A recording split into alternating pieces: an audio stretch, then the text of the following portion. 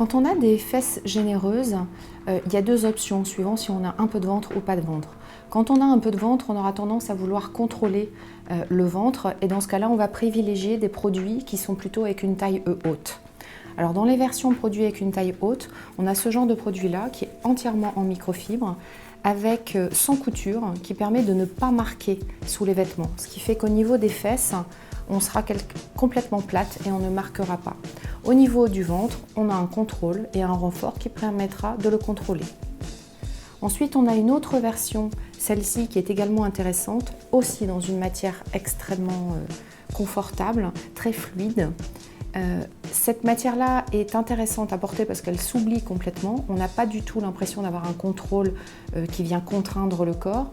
Et surtout au niveau de la taille, on n'a pas d'élastique à la taille. Sur l'envers, on se rend compte que l'élastique est à l'intérieur de la maille, ce qui permettra justement de ne pas couper la taille et de faire ressortir l'estomac.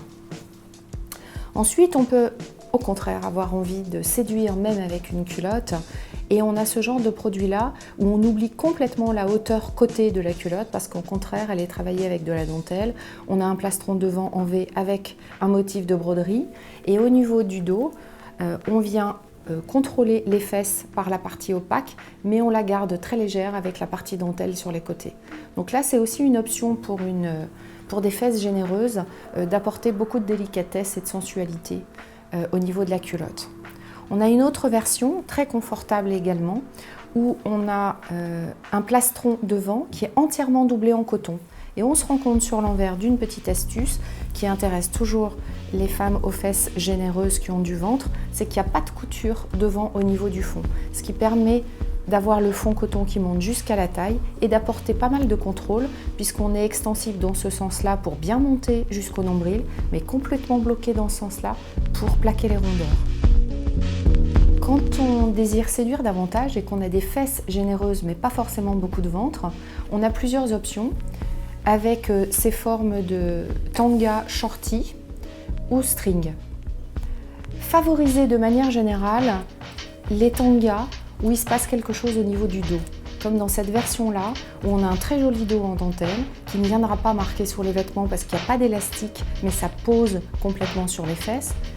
Et je pars du principe aussi qu'il est toujours très intéressant de favoriser un joli détail au niveau du creux des reins, ce qui permettra d'accentuer l'œil sur le creux des reins plutôt que sur le bombé de la fesse.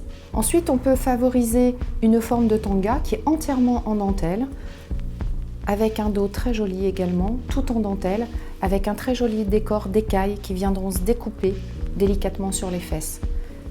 Surtout quand on a des fesses généreuses, ne pas prendre de tanga ou de string avec un élastique qui viendrait contraindre la fesse et couper la fesse. Dans une version beaucoup plus invisible, on a ce type de string avec une petite astuce au niveau du dos. Là, on a de la maille opaque, on n'a pas d'écailles qui viennent se découper sur la fesse, par contre on est complètement plat et surtout la maille, elle est repliée sur elle-même. En étant repliée sur elle-même, nous évitons l'élastique qui viendrait contraindre la fesse et la couper. Donc ça, très intéressant pour les fesses généreuses. Ensuite, on a la version shorty qui est également très prisée par les femmes qui ont des fesses généreuses. Et cette forme de shorty est également intéressante parce qu'elle a un effet bandeau sur le corps qui est très mode, mais surtout au niveau de la taille, pour éviter de couper le ventre, la maille est également repliée sur elle-même, donc sans aucun élastique. Au niveau des fesses, on n'a pas d'élastique non plus dans cette partie-là qui permettra de poser délicatement sur les fesses sans venir les couper. Au niveau de l'échancrure des bas, de manière générale, si on désire plaquer le ventre, il est préférable de ne pas prendre une culotte qui soit trop échancrée au niveau du tour des cuisses. Une échancrure moyenne au niveau du tour des cuisses est favorisée quand on cherche à plaquer le ventre. Ensuite, quand on ne cherche pas forcément à plaquer le ventre et qu'on a uniquement des fesses généreuses, en focus, surtout prenez des choses sans élastique au niveau du dos. Vous pouvez avoir de la dentelle, de la broderie ou de la maille, mais il faut que ça pose délicatement sur les fesses sans venir les couper. Et surtout, à bannir les strings ficelles beaucoup trop étroits qui viendront souvent couper et créer une démarcation avec vos vêtements.